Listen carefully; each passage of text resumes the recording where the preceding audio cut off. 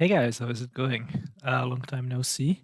I'm kind of in the middle of my exams, so I haven't really had the time to stream, but hopefully I should be able to get back to my original schedule of one stream a week every Wednesday from now on. If you are new here, um, you get here first. You get pine points.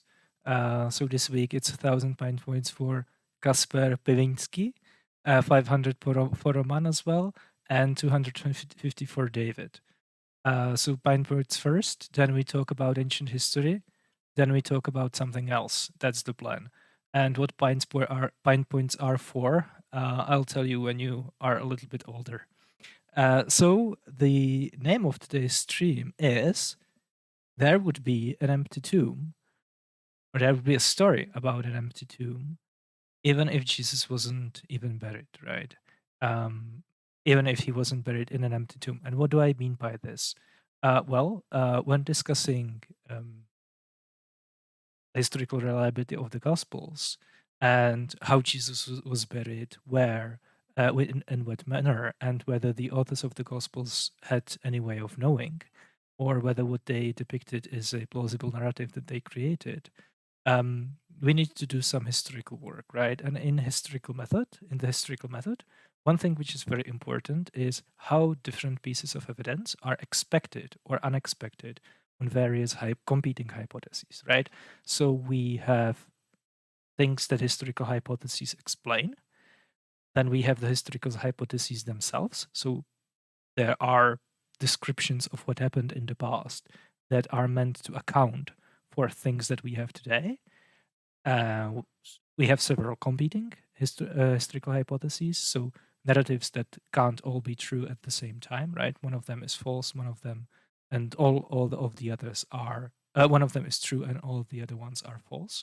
And when we evaluate which one is the best one, how probable they are, we ask the question how expected or unexpected it is that we would observe the various pieces of evidence, the things that we are looking to explain, if the various hypotheses in question were true. So in this case, the things that we are seeking to explain is why is it the case that there are narratives describing how Jesus was buried? And how is it the case that we supposedly even have his tomb, right? In Jerusalem, there is something called the Church of the Holy Sepulchre, and that's supposed to be the location where Jesus' tomb is. You can go there. You're not going to see the actual tomb because when the church was built, the tomb was supposedly, well, basically removed, destroyed, right? But inside the church, you will see a small building, and in that building, that's the location where Jesus' body was laid, supposedly, right? The building was built there much later, centuries later. And actually, inside that complex, inside that church building, uh, there are basically all the places that you read about during the second half of Jesus's passion story. So when Jesus is being taken to crucifixion, right? So all the stops where he's, hands over the cross, Simon of Cyrene, when he takes it back. There is, of course, Golgotha, the place of the skull. The exact location was where Jesus was crucified, where the cross stood. There is the location of the crosses of the two criminals that were crucified next to Jesus. All of that is there. And if you actually go there and you ask a guide, he will show you all of those places. And there is not only Jesus' tomb, by the way, not sure if you know about it, but if you go in the catacombs below the church, there are actually additional tombs. And if you ask a guide, they'll tell you that those are actually tombs of Nicodemus and Joseph of Arimathea. So not only do we have a tomb of Jesus, but we also have tombs of Joseph of Arimathea and Nicodemus. Now the question is, so those are the features of the world that we can actually like touch and see that we seek to explain by some historical hypotheses, right? And the various historical hypotheses, when we evaluate them, we ask how expected it is that those features of the reality that we observe today would be the case if those historical hypotheses were actually true. And what I want to show you guys in this video is that on the hypothesis that Jesus was buried just like any other criminal, so not in the way how the Gospels describe it, we would nevertheless still have narratives of Jesus being buried the way he is in the Gospels, and we would even have Church of the Holy Sepulchre, right? So the narratives of how Jesus was buried and the Church of the Holy Sepulchre, the actual place, would exist even if Jesus wasn't buried. How am I going to show that? Well, I'm going to show you one really cool thing. So I'm reading this book now. This is just volume 1. It's an ancient primary source called, it's by Pausanias. It's usually dated to 70s of the 2nd century, so around the reign of Marcus Aurelius. And it's a periegesis. It's a technical genre which really doesn't exist today, but it's basically like a travelogue. It's usually translated, the title is usually translated as a description of Greece or voyage through Greece. And basically a narrative where Pausanias describes what you see when you travel through Greece and through specific locations. And he basically describes important cities, important sites in those cities, temples, statues, places of interests, and tombs, right, of various famous people. What's the point of the genre? Well, um, that depends, right? So sometimes this genre is very technical. It's a very practical tool, and it's used for sailing. So if you're actually sailing around the Mediterranean in the ancient world, you wouldn't probably have a map. But what you would have instead would be this kind of book, and you would just read it, and you would go know where you need to go next, and what's there actually, right? So it's like a verbal equivalent of a map. But in some cases, as is the case with Pausanias, it's a little more artsy. It's a little more. It's not just bare bone description of various locations around a coast. It's more artistic description of Greece, basically. It was probably meant as a guide for tourists. So if in the 2nd century you wanted to visit Greece, because tourism existed, people in the ancient world actually traveled, especially rich, educated people traveled. And when they traveled, one of the places where they went was Greece, because even in the ancient world, Greece was a center of culture. And it was a center, it was a location of very important sites that were already famous from history and from mythology. So it was meant to be read as a guide. So you could either read it before you go, or you would read it along the way to give you an idea what to visit, what's where, what's interesting to see. Or you could even read it instead of actually visiting Greece. So it was like a replacement vacation, right? So that's the genre of the book. That's the point. And it has, I think, about 10 books. The work has 10 books, which cover individual regions. It starts with Attica, of course. One book is, for example, Laconia. One book is Messene, and so on and so forth. And every book is a description of like a sensible voyage through that country. So it follows like a specific path. And it just goes to describe various locations and what's interesting there. And of course, there are digressions that have to do with ancient history. So when there is an important location, Pausanias kind of stops the geographical narration and he goes on to narrate a little bit about history of the place. So he might narrate circumstances of some important battle, events from a life of an important king, something like that. And of course, another type of digressions is mythology, because in Greek country, there were lots of places which were important in myths.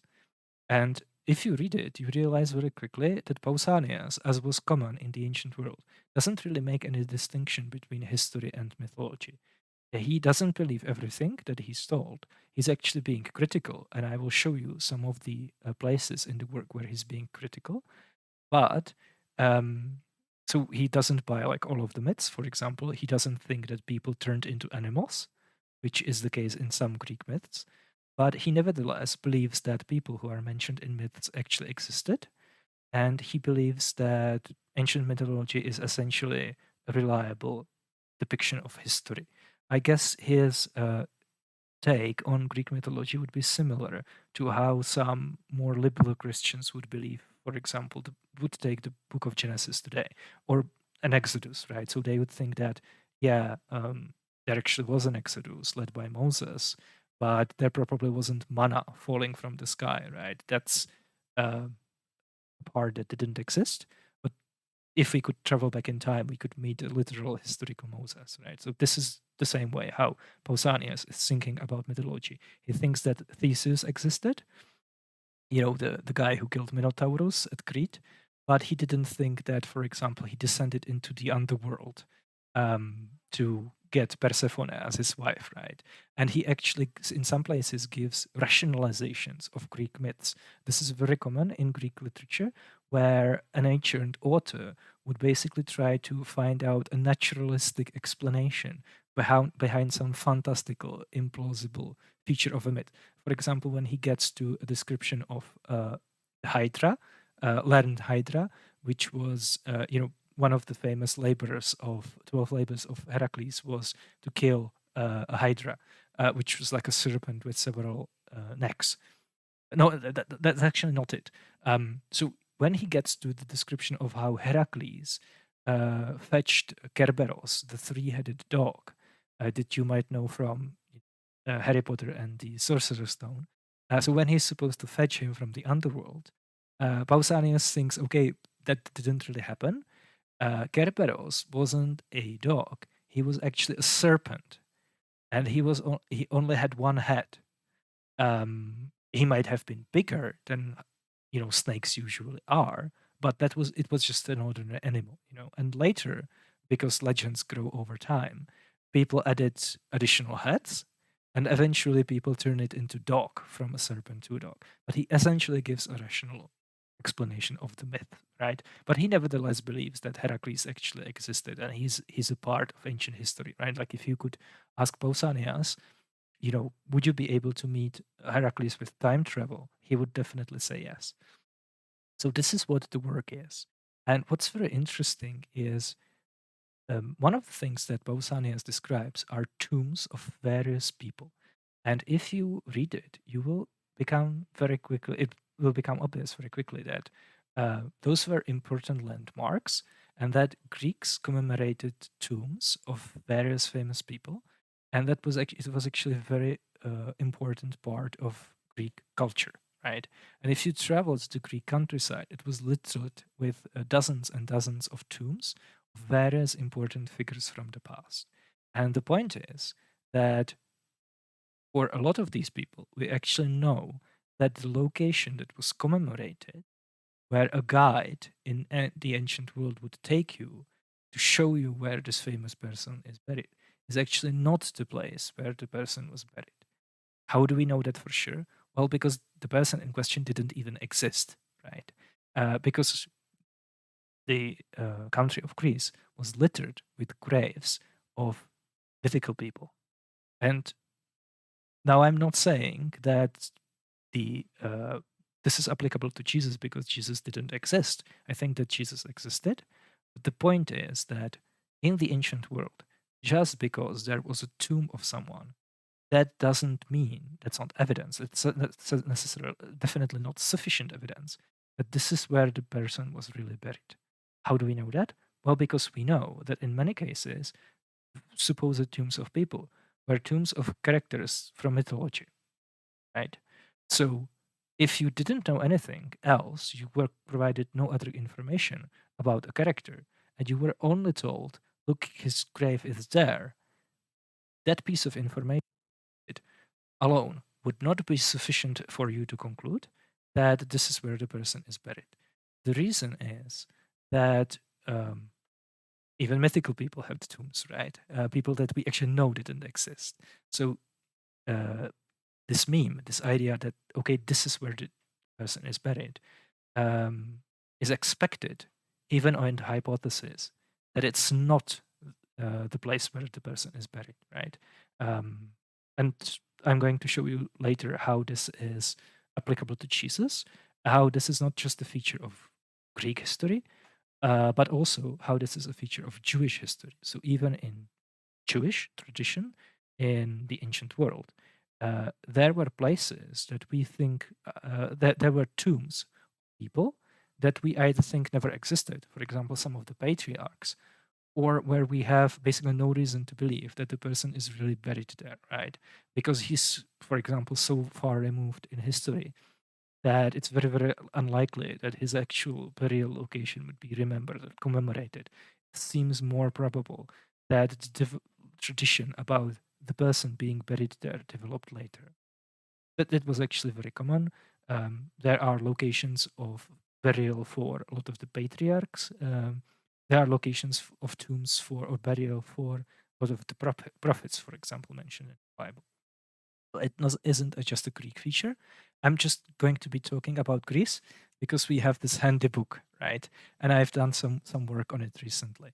And then we are going to talk a little bit about how in ancient Palestine various locations associated with Jesus' life, not just the location of his supposed burial, were commemorated as well in ways which are pretty similar to what I'm going to be describing. Cool. So let's do this.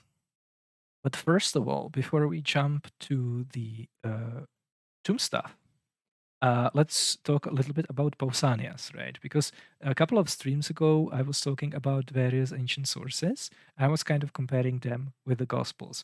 I was specifically talking about ancient historiography and how, if the hypothesis that canonical Gospels are written in the genre of Greco-Roman historiography, it's really, really implausible. If that hypothesis is true, it's, for example, really, really implausible that Gospel of Mark would be based on the eyewitness testimony of Peter, but it would never say so. Or it's really, really implausible that the Gospel of Matthew would be written by Matthew the apostle, but it never really says so, right? That's really implausible because if we look at other examples of works in the genre of Greco-Roman historiography, we see, for example, that when an author is an eyewitness to events, he says so, because why wouldn't he? And if he's basing his account on an eyewitness, again, he says so, because why wouldn't he, right? And I just want to do something a little bit similar with Pausanias because it's always fun. Now, Pausanias isn't a historian. He, as I mentioned, writes some passages about history where he's essentially acting as a historian, but his work isn't really in the genre of Greco-Roman historiography. So some of the genre conventions don't really apply. But nevertheless, I find it really interesting to look at how he compares to the Gospels. So first of all, he talks about himself. And he talks about himself in a very particular way. So when he has something to say that relates to his personal life, to something that he experienced, he just says so, right? So there is a passage that has to do with a temple dedicated to, I think, Apollo, who gets rid of locusts, who of course destroy crops. This is what he says. I myself know that locusts have been destroyed 3 times in the past on Mount Sipylus, and not in the same way. And then he goes on to say, such were the fates I saw befell the locusts. So here, if he has some personal experience that's relevant to what he's saying, he just says so, because why wouldn't he, right? It's relevant for his account, so he just mentions it. Again, this is something that we don't really see in the Gospel of Matthew or in the Gospel of Mark, right? Then he talks about written sources. So he, for example, mentions historian Herodotus. He mentions poets, which he takes as sources for some of the mythological parts, right? But there are some interesting ways how he talks about sources. So, for example, he evaluates them. He talks about critically things about their reliability, and he points various biases. So, for example, he says the next part of the story is incredible to me. And this is something that you don't find in the Gospels, right? In the Gospels, the author never says, he never speaks, almost never speaks as the author. He never expresses any doubts. or like he doesn't signalize his level of credence about the story. But Pausanias here says the next part of the story is incredible to me, but Hieronymus the Guardian relates that he destroyed the tombs and cast out the bones of the dead. But this Hieronymus has a reputation generally of being biased against all the kings except Antigonus, and of being unfairly partial towards him. Um, so here he gives quotes a source of information, and he critically evaluates the source. Right? He thinks, okay, this guy is probably biased. Not really something that we find in the Gospels, which is super interesting. And then there is this interesting bit where he actually mentions sources, written sources, other than literature. So he, for example, mentions an inscription. He says, the extent of the fighting and the decisive character of the victory of Pyrrhus were shown best by the Celtic armor dedicated in the sanctuary of Aetonian Athena between Pera and Larissa, with this inscription of them, in something that we don't really find in the Gospels, right? Um,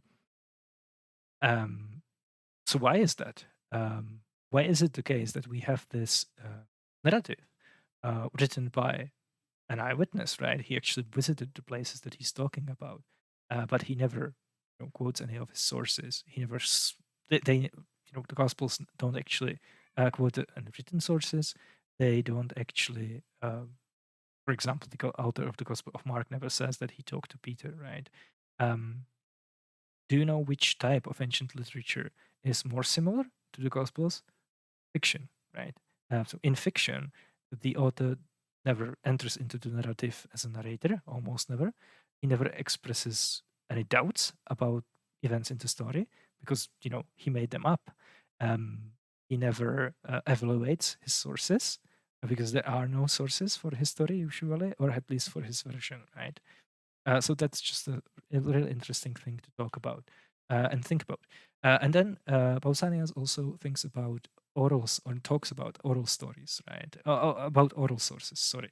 And actually, his account is just full of oral sources because the way how he worked was that he basically traveled Greece and he just talked to people. And when you read him, you can really see that he just, every place where he visited, he asked some locals.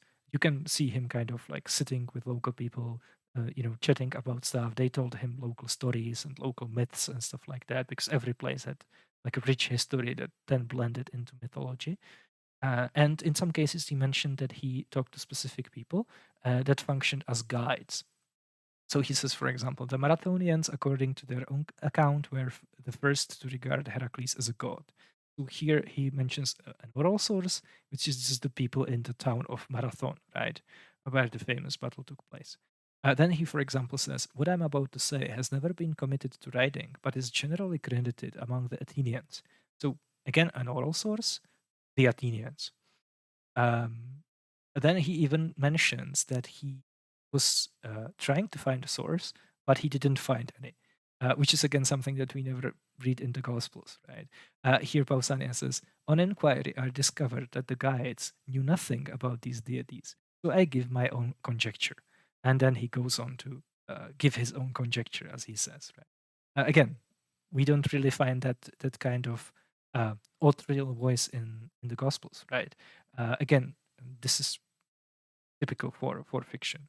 And then he mentions specific people that he interviewed.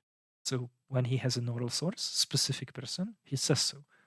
Why doesn't the Gospel of Mark say that, right? So Pausanias, for example, says, I have heard a man from Cyprus who was skilled at all sorts of at sorting herbs for medical purposes say that, and go on, right? And so on, right? So he mentions just a random guy that he talked to because it's relevant for his story. Another example, as to the hero's size, a Mysian, a person from Mysia, was my informant. And he just mentions some rando. Now, given that we see this in Pausanias, do you think it's really expected that if the author of the Gospel of Mark was,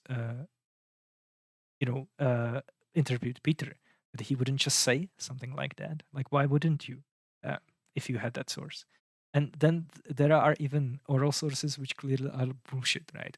So Pausanias writes, Wishing to know better than most people who the satyrs are, I have inquired from many about this very point. A famous Decarian, which is just some random guy that he met, said that on a voyage to Italy, he was driven out of his course by winds and was carried into the outer sea, beyond the course of seamen. He affirmed that there were many uninhabited islands, while in others lived wild men. The islands were called the Satyres by the sailors, and the inhabitants were red-haired and had upon their flanks tails not much smaller than of horses. So, do we think that this is true? That there are like islands that you can sail to inhabited by red-haired people who have tails like horses? Um, I guess you can kind of rationalize it, right? You can say, or maybe they just met a nation of people that had a specific costume, and a part of that costume was a horse tail. And the sailors, because they didn't know about it, just thought that, these people just have tails. Maybe, but what's a good explanation? That the person just made it up, right? So someone was telling a story about what he himself experienced, but the story was actually false. I don't know. Seems like a really good explanation, right? Um, and then there are some interesting things that he um, says about like about oral sources in general, which I had to write down because it was really spicy.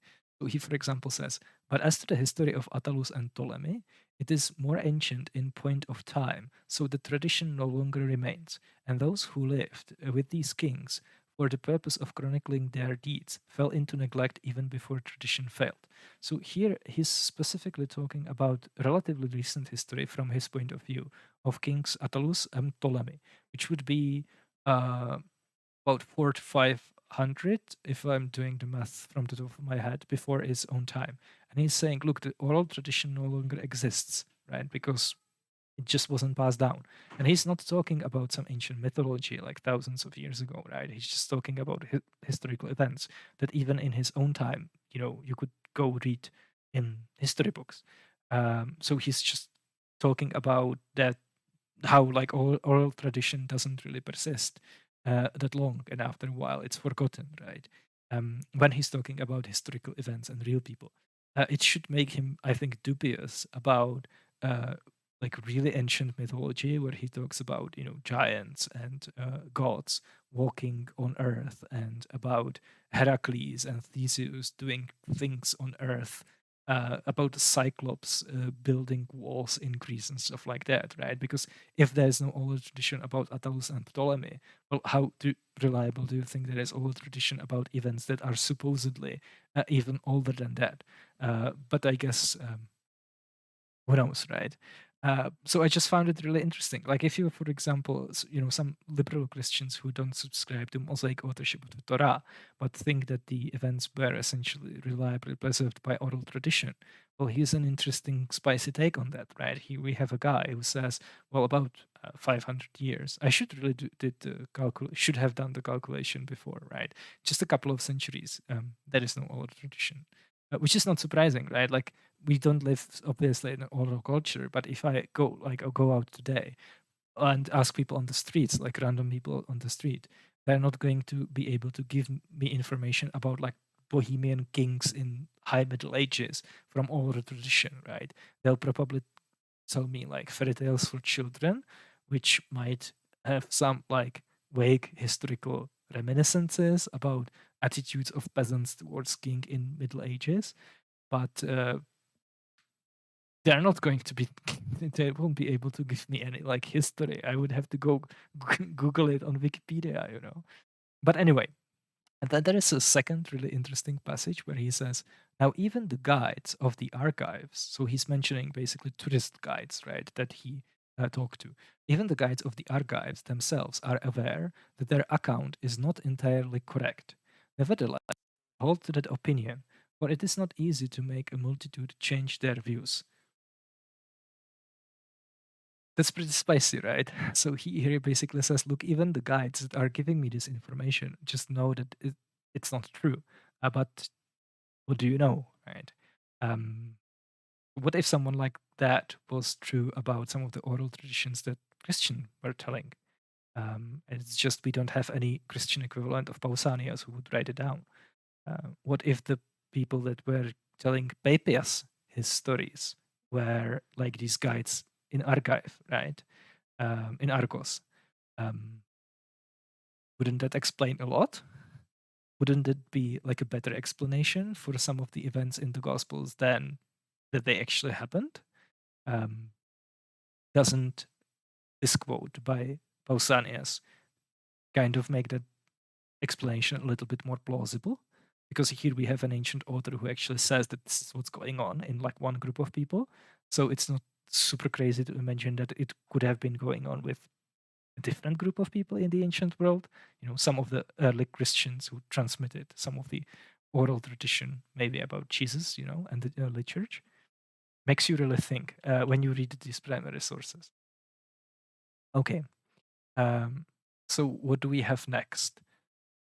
So even though Pausanias is not a historian, he makes inferences, which I find really interesting. So he's essentially employing like a primitive version of the historical method, and he's essentially presenting like historical arguments. He, for example, says, Mermerisianax, the Eleatic writer, was, I think, no longer living. Otherwise, he too would certainly have been moved by the taking of colophon to write a dirge. Okay. So yeah, he's basically saying, look, the reason why this specific author isn't mentioning this event is because he was probably dead, right? Like here, Pausanias thinks that it's expected he would expect him to see that this ancient poet would write about specific event, but he didn't apparently. That's really unexpected. What's a good explanation? Well, that he was dead, right? That's like a primitive form of historical thinking. You have a piece of evidence, in this case, a fact that a specific poet didn't mention a specific thing, and you are trying to come up with an explanation that accounts for that piece of evidence. One explanation that accounts for that is that the poet didn't write about it because he had already died. Sounds kind of reasonable to me.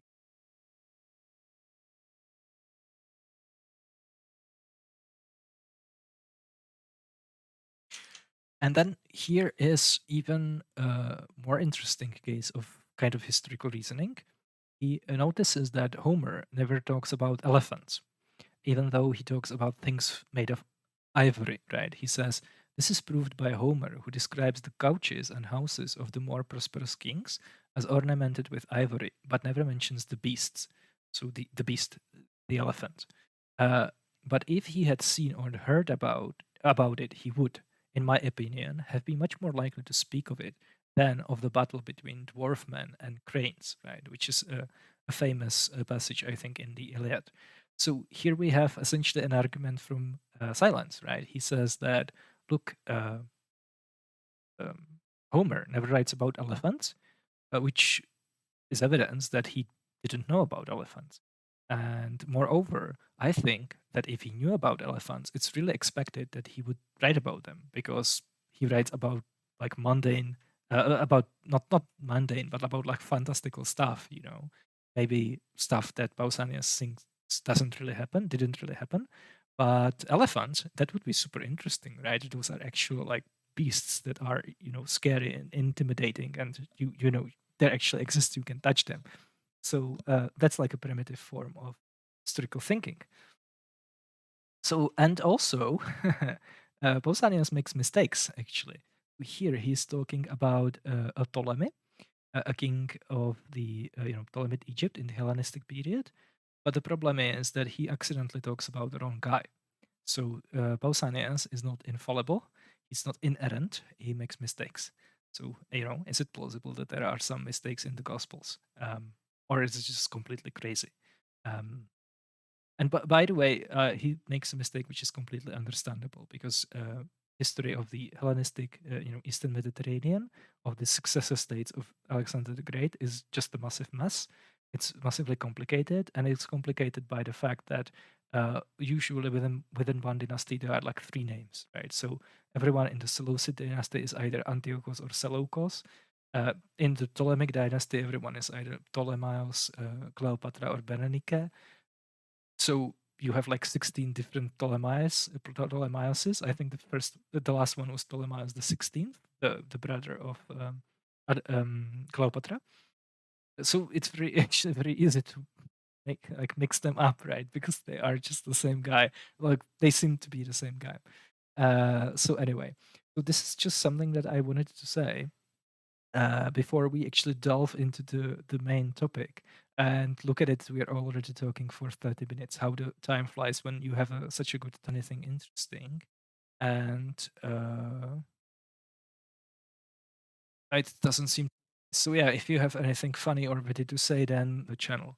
So let's actually dig into it, right? So what I thought would be fun, just to uh, show you a list of all the tombs of people that he talks about, just in one in the first book, right? So the entire work has, I think, 10 books, and as you can see, this is just book one, which is about 100 pages long. That's like a standard length of one papyrus scroll, right? So I just wrote down all the names of individual named people who whose tombs Pausanias mentions, and these are known locations. He says, "Look, this is where the tombs are. You can go there. You can." He describes them. He, for example, describes what kind of statues are on the tombs. Sometimes he says what kinds of inscriptions are on the tombs. I think like once or twice. So these were known locations, and the reason why he was shown them by the local people is because they were of importance. They were of cultural, spiritual significance to them. Um, they were tombs of important people from the past, politicians, statesmen, generals, and so on and so forth. So they were. I don't want to say just as important, but similarly important as statues of gods, temples, sanctuaries, oracles, and stuff like that. And I color coded them based on whether the people in question actually existed or not, right? And again, the inference or the analogy is not that Jesus never existed, because I think he did. The point is, look, just because an ancient source says that someone was buried here, you don't necessarily know that that's where that people was buried, or that person was buried, especially if it was someone important for the community, right? Because here we have a host of people that had tombs, but we know that they were not buried there. Why? Well, because they never existed, right? So who we have among the important historical people? Well, we have Themistocles, right? The victor at Salabes. We have Menandreos, the author of comedies. We have Euripides, of course. He mentions a tomb of Alexander the Great in Egypt. Pyrrhus of Epirus, who fought against the Romans, right? Pericles, a bunch of important people. But at the same time, we have mythical people who had tombs that you could go to, you could visit. If you had a cell phone, you could take a picture with the tomb. But these people were not buried there, obviously. We have several Amazonians, not just Antiope, but also Hippolyte, for example. We have a son of Achilles. We have actually the entire family of Heracles. We have his children, Alcmene, his mother, Amphitryon, his mother, all of his father. All of those people had tombs at specific locations in, right? We have Oedipus, of course. We have Ion, after whom the Ionians were named, right? And a bunch of other like eponymous uh, uh, people. For example, I think there was Megareos, after whom Megara was named, right? These people didn't exist; they were just invented to explain why individual cities and tribes and countries had their names, where the names came from. Kind of the same way that you see it in the Old Testament, right? Like Israel, for example. Um, so yeah, these people didn't exist. And then the last three are just people where we can't say whether they existed or not, because they are not named, right? I would say they probably existed, like a Syrian or a Rhodian who settled in at Athens. But yeah, I mean, this is not like a mathematical argument, right? I'm not pointing to frequencies that you have like here in just one book. You have as many fictional people roughly as historical people. I'm just saying that this was a thing, right? Like Greeks had tombs where we know the the person in question wasn't buried there, right? And you have to remember that this is just one book in one work in one author that we happen to have, which I think is pretty.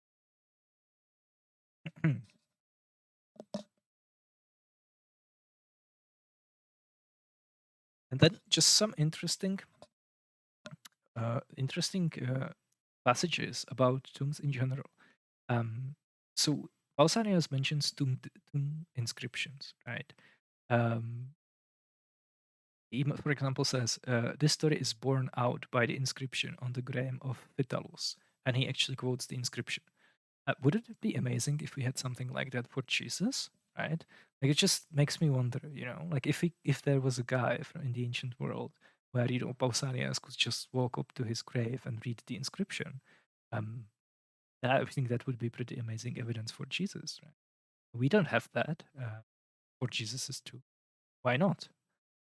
Like some apologists say that, like if we obviously do have evidence, but we could only have crappy evidence, because if we actually had a good evidence, that would take away people's free will, right? They would no longer be able to rationally choose whether they buy it or not. I'm not sure how it makes sense. Like, I don't know about you, but I don't choose whether evidence is going to be persuading to me or not, right? Like, I can't choose to sincerely believe that my hair is on fire right now. It doesn't matter how hard I try, right? Like, evidences are kind of have a kind of power over me.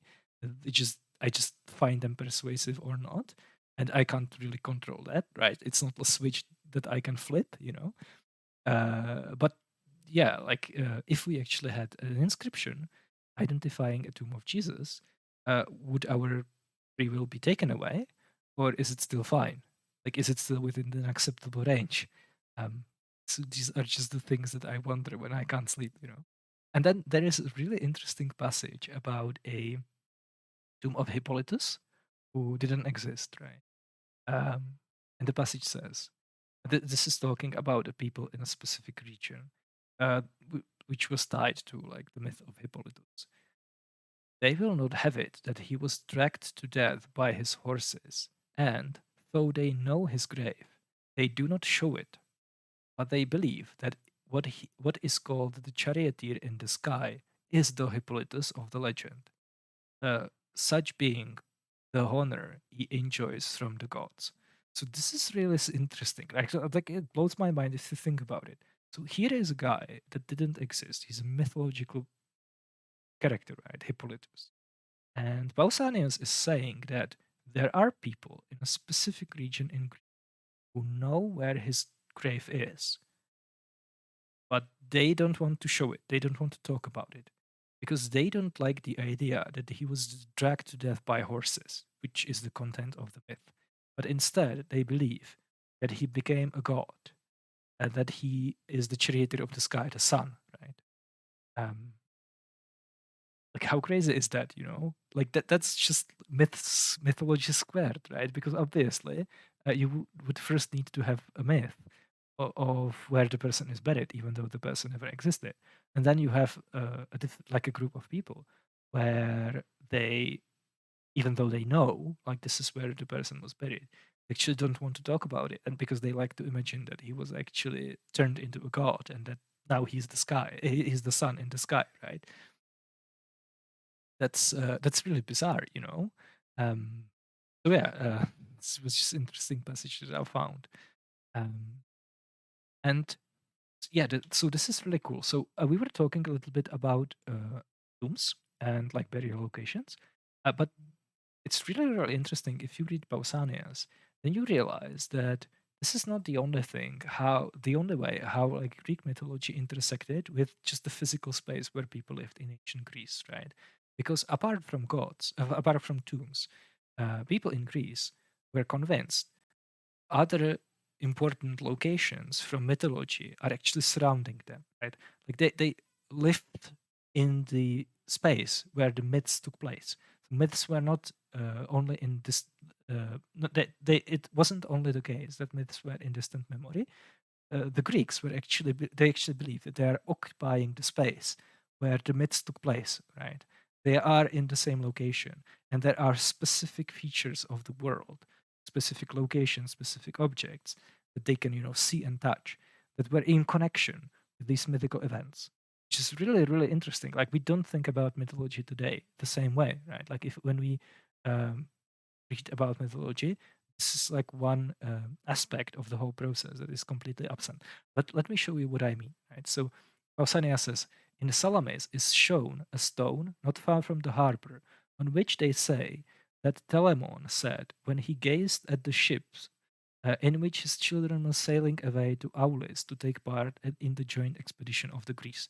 So this obviously has to do with the Trojan War, right? So before the Greek expedition actually sailed to Troy, they had like a rallying point. So in RTS games like Crusader Kings, you can set up a not in I think in Crusader Kings as well, but Age of Empires, for example, or in Warcraft, you can just set up a rallying point, right, where all the units produced by buildings go automatically, so that you can more easily gather your army.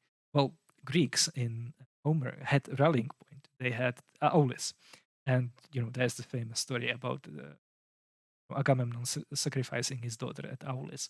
But the point is that in the 2nd century, in 70s, Pausanias was able to point to a stone near a harbor where a guy sat as he was watching Greeks sailing to a war that never existed.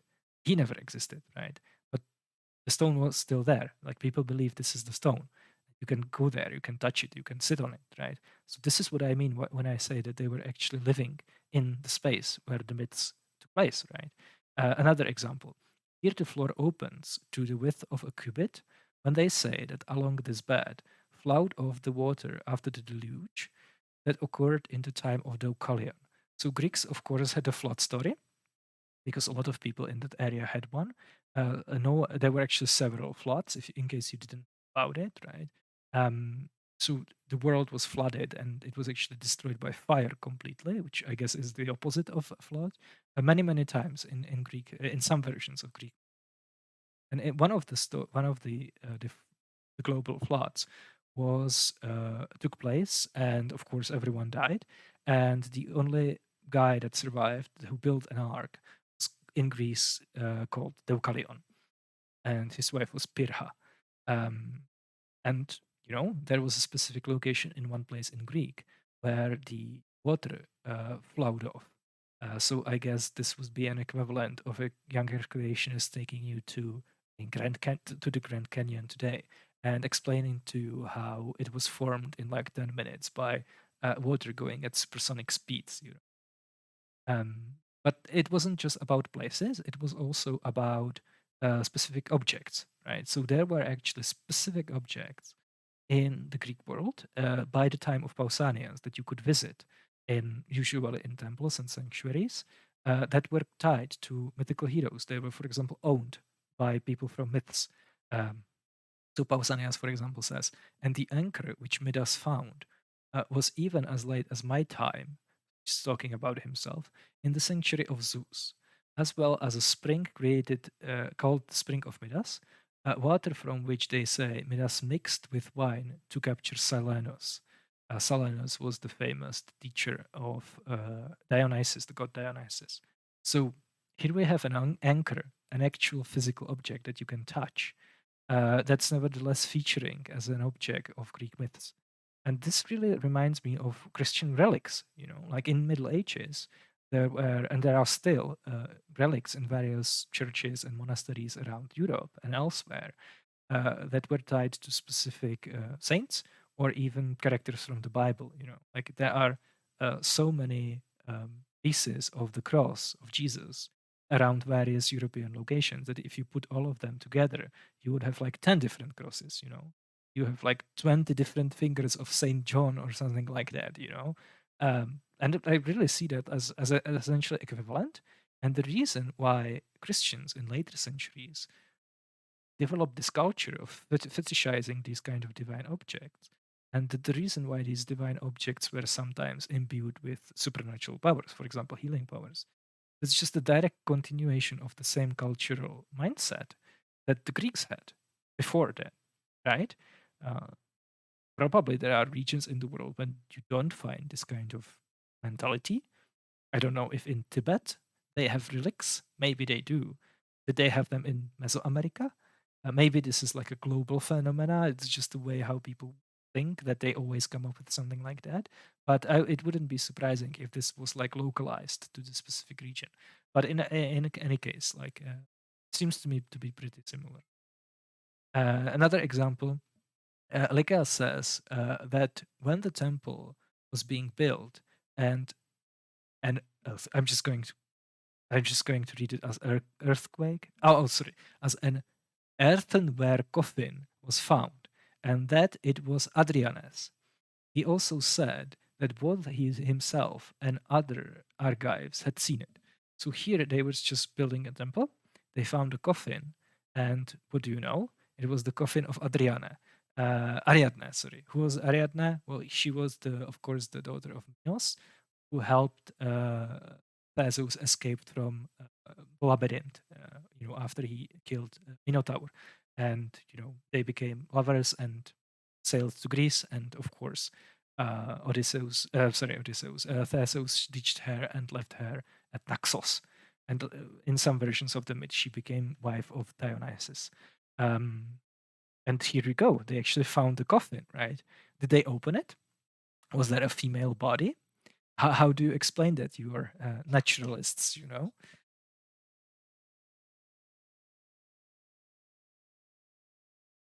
And I just because we don't really have the time to go through all of these passages, but I just wrote down some examples from just, I think, first three books of this kind of like these kinds of things, right? So either specific objects, you can call them relics, maybe, or specific places that featured in ancient mythology that were actually still present in ancient Greece, and Greeks believed that they are like living in the same world, literally, as these ancient myths, right? So, for example, there was an altar, like one specific altar that Pausanias visited, apparently, where Theseus was purified. There were actually two different entrances to the underworld, because, of course, in the Greek cosmology, the same way how it is in the Old Testament, the Earth is flat, and Hades is just a physical location underground. And there are specific holes in the Earth, specific caves that you can go, and if you follow them, you get to the underworld. You can walk up there, right? Just like you do in like a subway station. And there are many, of course, many myths where people just go to the underworld and they go back through these entrances. They don't have to die; you just go there alive because that's the way how you get there. Just Hogwarts, basically. So yeah, there were two different locations to the underworld. One through which Hades kidnapped Persephone, and one through which Heracles brought Kerberos from the underworld. Right, we already talked about it. There was a stone in Greece, like one specific stone. Not the one next to it, where Apollo laid his musical instrument. There was, of course, Palladion. Palladion was a statue of Athena from Troy, because again, it's in Homer. Troy, actually, is it in Homer? I should definitely know that. That actually makes me worried. But anyway, there was a statue of Athena called Palladion in Troy, and the story is that as long as the statue was in the city couldn't be captured, it couldn't be destroyed, because of course, if there's a statue of Athena, then the city is under Athena's protection. So Odysseus actually has to go, being the conniving, thieving thief that he is, and he has to steal the statue from the city, which he does in the night. Just like a couple of Greeks break into Troy, they have a nice, stealth mission, and they just grab the statue and they take it out of the city. And then, of course, Troy can be captured because Athena no longer held divine protection over the city. And what happened to this statue? Well, it was in just like some random Greek location. So there was a temple where they had this specific statue, not just any statue, this specific one, right? I think it's pretty equivalent to piece of the Holy Cross, right? Then there was another statue, this time of Zeus, from an altar in Troy. And it wasn't just any altar, it was specifically the altar to which Priamos fled before he was killed. So, Priamos, an old guy, wasn't really in the fighting age any longer. So when Troy was captured, he just fled to an altar, which is where old people, women, and children would go, because that's where you get sanctuary. And there he was killed. Um, and there was a specific statue of Zeus in that temple, and it was actually taken to Greece, and Pausanias saw it. There were, of course, various buildings built by the Cyclops, right? Because you have to remember that before, you know, classical Greece and archaic Greece, there was Bronze Age Greece, the Mycenaean Greece, where the civilization level was generally very high, and people were able to build amazing monumental architecture. And so they built, forts, for example, like Tirins, Mycenae, Pylos, and they built this amazing walls, buildings, and stuff like that. And then the Bronze Age collapse happened. The civilization was destroyed. There were like 3 centuries of the Greek Dark Ages, and later, when people pick up civilization again, they couldn't really imagine that these amazing stone walls were built by people, because they didn't have the same level of architectural skills any longer, and to them it just seemed impossible. So they concluded they must have been built by giants. In this case, the Cyclops, right? There is an artificial island. So one of the islands was actually artificial, supposedly, and it was built by Phocos. After he's the eponymous hero of Phocaea, and ancestor of a tribe of Greeks who lived there. There was a stone where Orestes was purified, and there was a different stone on which he sat after he was cured of his madness. There is, of course, an olive tree grown from a club of Heracles. So the story is that Heracles just put his club down, and the club, took root, and from it grown an olive tree. There was a specific, and this is really interesting because it's not necessarily tied to just the distant past, but it was actually tied to like a present day for these people, right? So there was a specific spring in Greece where Hera actually bathes every year, and she regains her virginity. So Hera was actually a perpetual virgin, but the way how it works is that it's not the case that she never had sex.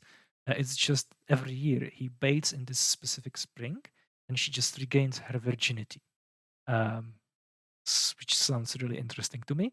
I would love to have that spring as well. Not for me, of course, but for other people. There was a house that where apparently Menelaus lived, brother of Agamemnon of the Trojan War fame.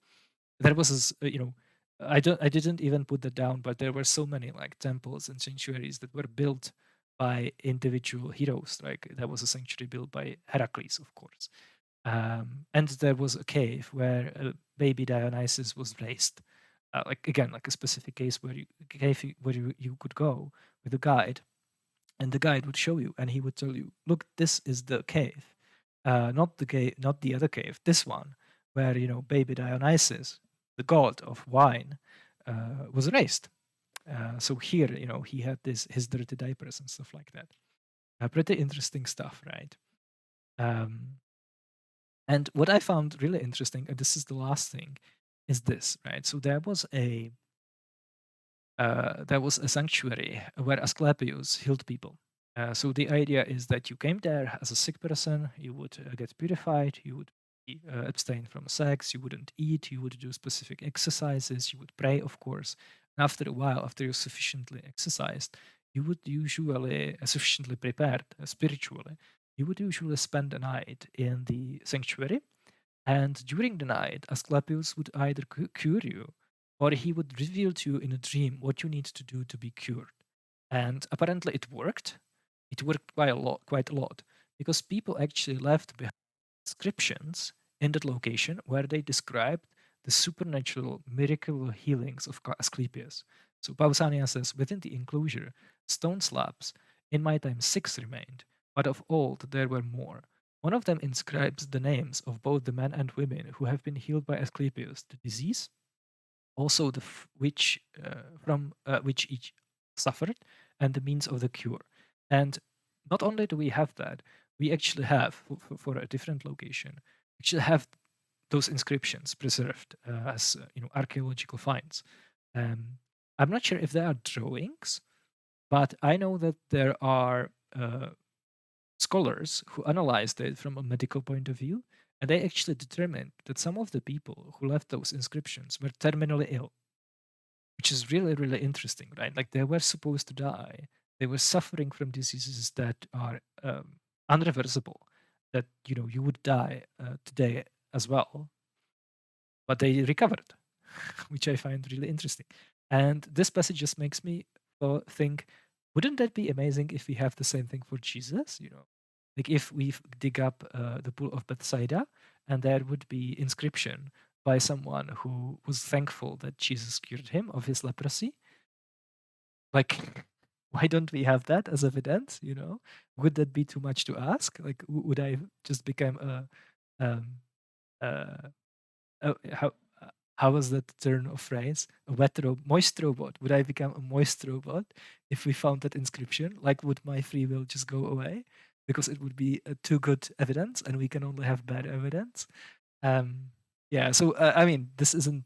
I'm not being serious, right? This is just shitposting, but it makes you think when you read primary sources. Like, if we have that for Asclepius, why don't we have that for religion that's supposedly true? Must be the spiritual warfare, I guess. Yeah. Which brings me to Jesus, right? So, did you know? Of course, everyone knows about the empty tomb, right? So you can visit it, you can pay for it. I don't know how much it is. There are actually several.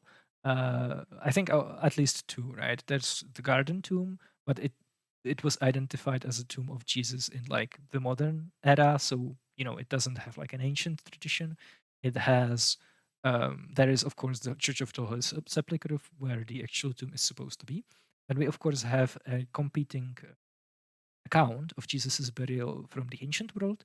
I think, if I'm not mistaken, it's in the Secret Book of James, where it says about Jesus that he was buried in the sand, which I think is probably much more closer to how he was actually buried. I think he was just buried as any other criminal, definitely not in a royal tomb, essentially.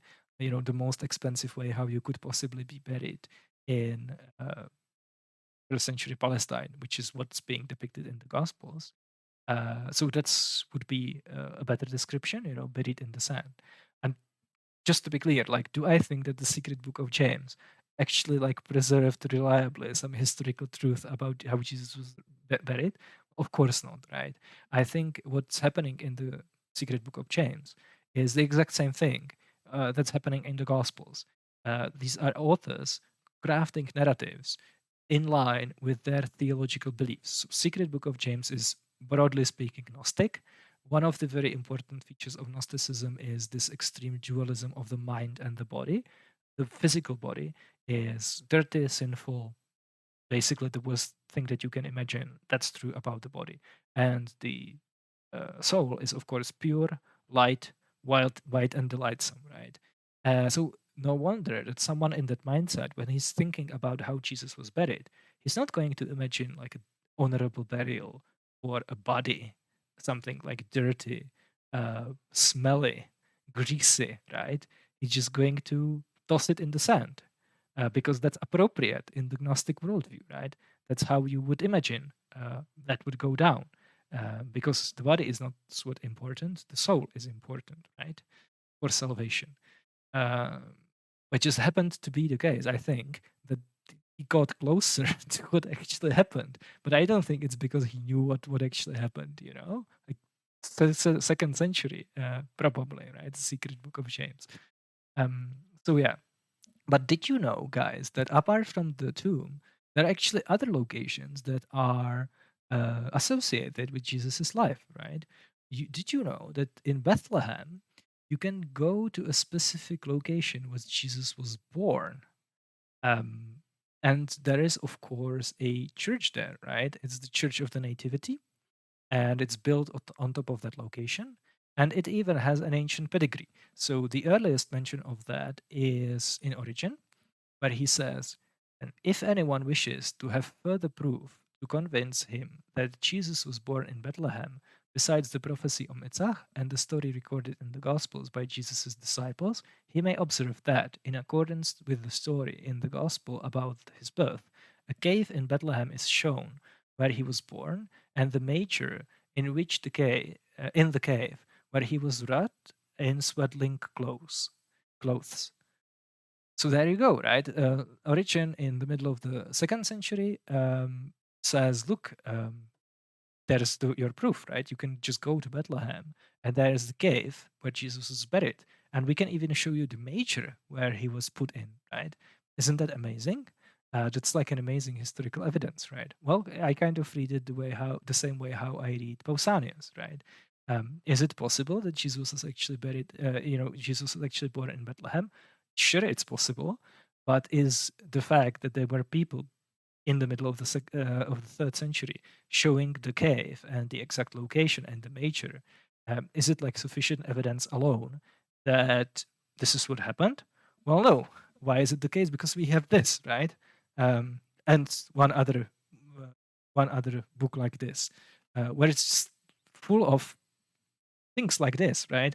There was a place, I think in Athens, where at some point someone, seems, stuck a trident in a rock and then pull it out.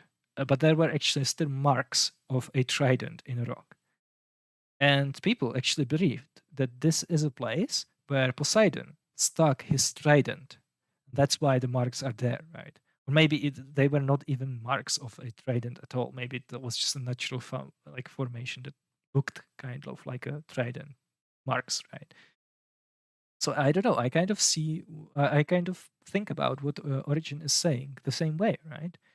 Could be that this is the location where Jesus was buried, and the location was remembered, even though Christians were being persecuted, even though they had to flee, even though Jerusalem was destroyed and the whole country was ravaged by war, right? But it could be the case that Christians actually, remembered that this is the location, but maybe someone just made it up. And did you know that there is a specific location from on Mount of Olives where Jesus ascended from? So you know how, like in Acts, Jesus ascends from the Mount of Olives. Well, there is actually the Church of the Ascension on the Mount of Olives, which is on the exact spot where that happened.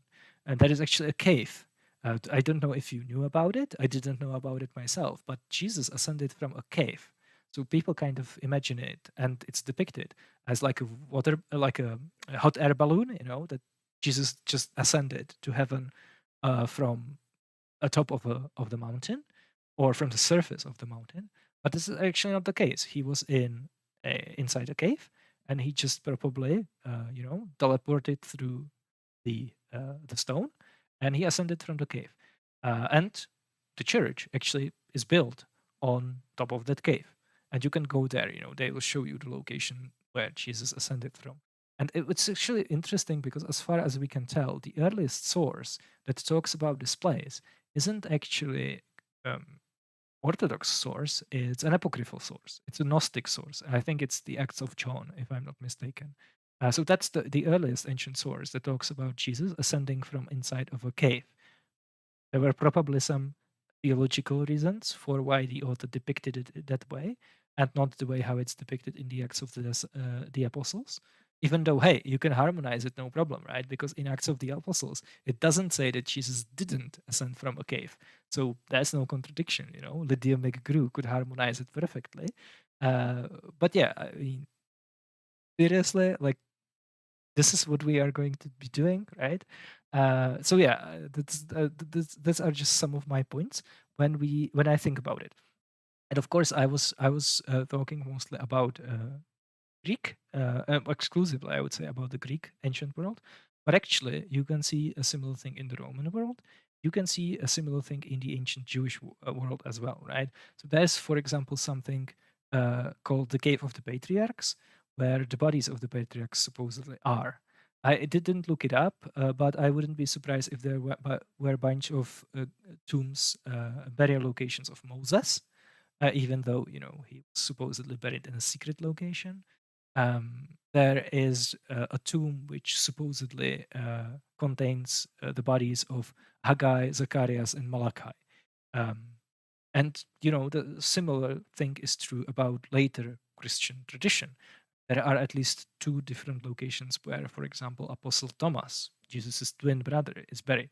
One is in Syria. That's actually attested pretty early on, I think in 4th century, in one of the earliest sources that describes a pilgrimage to the Holy Land that already talks about the body of Thomas being buried in Syria, but he's also, of course, buried in India because he's very famously associated, very strongly associated with India in later tradition, right?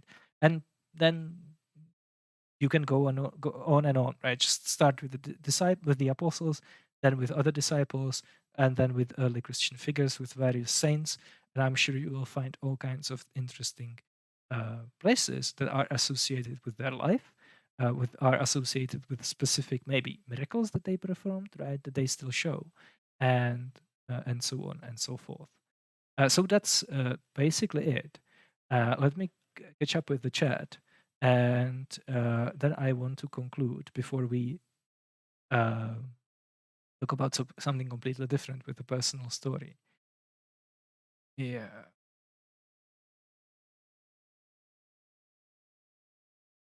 Yeah, someone saw a dent in the rock, but someone else heard it was a trident.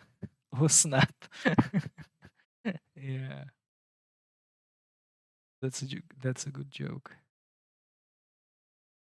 Cool. So, when I was a teenager, I used to work as a tourist guide in a castle in a town when I was born. And I worked there from the age of, I think, about 16, 15, 16 for about 7 years. And basically the job description is that you are supposed to take a group of tourists to a to a guided tour, which takes hour and a half, and you basically go through the castle, through the various rooms, and you show them, you talk about history, about interesting things that they can see. There are jokes, you know so guess you're probably familiar with the concept of guided tours, right, in historical monuments. Um, and it's actually really interesting to think about it. But if you start working as a tourist guide, you need to get the information about what to talk about somewhere.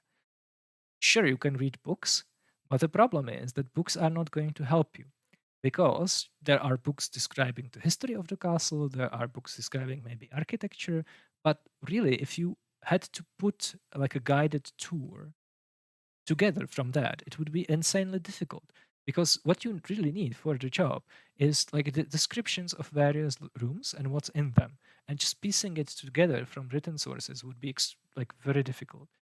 But there is actually an oral source that you can use when you start, and that's what other guides are talking about. So here, even in the 21st century, there is a situation, a social setting where information is passed orally. And it would be really interesting to do like an anthropological study about how information is being transmitted from one guide to the other. Right? But my point is that when I started, I didn't know anything about anything, right? And the way how you learn what to talk about, what to tell to tourists, is not to read it in a book. What you do is like an older guide who already works there for a while, takes you with him and a bunch of tourists on a guided tour, and you just take notes and you try to listen and memorize it. And after the tour is over, you of course don't remember anything, but you just do it over and over again. And after, let's say, a week or two, you pick it up. And I was there for 7 years, and during the time, I actually instructed this way many, many younger guides, right? Some of them took notes, some of them even took cell phone, like recorded it on their cell phones. But it was actually even before cell phones were a thing, if you can believe it, right? So this is a setting where information is passed orally from one guide to the other. And there is was one interesting thing that I said during the tour. there was a tombstone of a bishop who was buried in the castle. And I said that if you touch his tiara, his headdress, that you are going to be healed. It basically told a healing story. It has a like a supernatural power, and if you touch it and you wish on it, it's going to heal you. Um, Pretty harmless story. Every castle has something like that, at least here, right? Like everywhere you go for a guided tour, 99% of that information is going to be factually accurate, probably, or it's supposed to be, right? But then there is just going to be one bullshit story like that. So this is what I said to basically every group for 7 years. And then how did I get that? Well, of course, I learned it from an older guide, the guide that actually trained me, right? And one day, and that was actually after the guide left. So the guide left, quit the job, and after I guess a couple of years, he just visited the castle as a tourist himself. So we got together in the office and we were talking, reminiscing about stuff. And it came to my mind to ask him, where did you get that story from? Right? Like, did you get it from like book of folklore or from like, was it dug up by some historian in like an ancient, like medieval chronicle or something like that? And the guide actually said, well, no, when I started, which was, I guess, in like early 90s, we were talking with other guides and we realized that this castle doesn't really have a story like that. And we felt that it should have. So we just made one up. And even back then, which must have been in like early 2000s, I was like, what? I've been telling people something for 7 years that you just made up. Okay, like I don't mind, right? Like it's just hopefully everyone understands that it's just for fun. But yeah, even back then, not having anything to do with ancient history or anything like that, I was a little bit shocked, to be honest. That yeah, I was just passed information that was just made up, about something like that. And it really makes me think today, because I must have given the guided tour to like tens of thousands of people, because the castle is actually listed in the list of UNESCO heritage sites. So there is a lot of, for example, foreign tourists who don't even know in which country they are in. They just go through these UNESCO sites because if they are on the list, they have to be good, right? So it must have told like thousands of people. And like, of course, we are living in information age with general literacy, and we have centuries now of tradition post enlightenment of rationalism and whatnot. So I assuming basically everyone understood that this is just superstition at best and made up at worst, right? But I'm wondering, like, how many people of the tens of thousands that I told the story to actually believed that the stone, the tiara on the tombstone of the specific bishop has healing powers. Um, I guess at least one. It must be more than one, right? Even if it's like a fraction of a percent, it's maybe a couple dozen people who bought it because they had a plausibility framework, they had a worldview, they were in a religious milieu where that kind of information fit perfectly. So, and I just cemented that belief because as they were leaving from the tour, they were thinking about, yeah, here's one more example of like these kinds of things being the case in the world, and they just took what I said for granted. They probably thought, well, if it didn't work, this guy wouldn't be telling us, right? He must work because otherwise the story wouldn't exist. It's not just made up, right? Even though that's supposedly what really happened. So that's just a cool story to end the stream with. Not the stream, but this section of the stream with, right? And given that I was talking a lot about oral tradition and about how it's malleable and whether it's a sufficient evidence for various claims, I'm just going to leave you thinking whether the story that I told you right now is actually true or whether that's something that I made up myself, right? It's true, by the way. Like that really happened. I didn't make it up, but you never know. So yeah. And now for something completely different. And we are going to be sticking with Pausanias because I kind of had to put this together last moment, given a couple of hours ago I had an exam, so I had to prep for that, obviously. So we are going to be, we'll be talking about Pausanias, but I just wanted to talk about something fun, and that's supernatural claims. Uh, Oh yeah, Roman says it would be interesting if it was still told today. Well, I have to go there and see if it's still being told. I think it's probably not told because there were some like at one point there was a pretty abrupt change in management. So I guess there really wasn't a transition from older guides to new ones. But we're not living in oral culture, so obviously these transmission channels are much more fragile now. It's much easier for older information to just get lost because people can always they can lean back on written sources, right? In the ancient world, it wouldn't necessarily be that way. But anyway, yeah, back to the point. We are going to be talking about supernatural events that Pausanias mentions in his account. So we have um, Pausanias, by the way, great historical source. A lot of the stuff that he talks about was actually confirmed by archaeology. And not only that, his work was specifically used to make archaeological finds. So it's not the case that people found something and they went and read about it in Pausanias and found out that his description matches to what was actually found.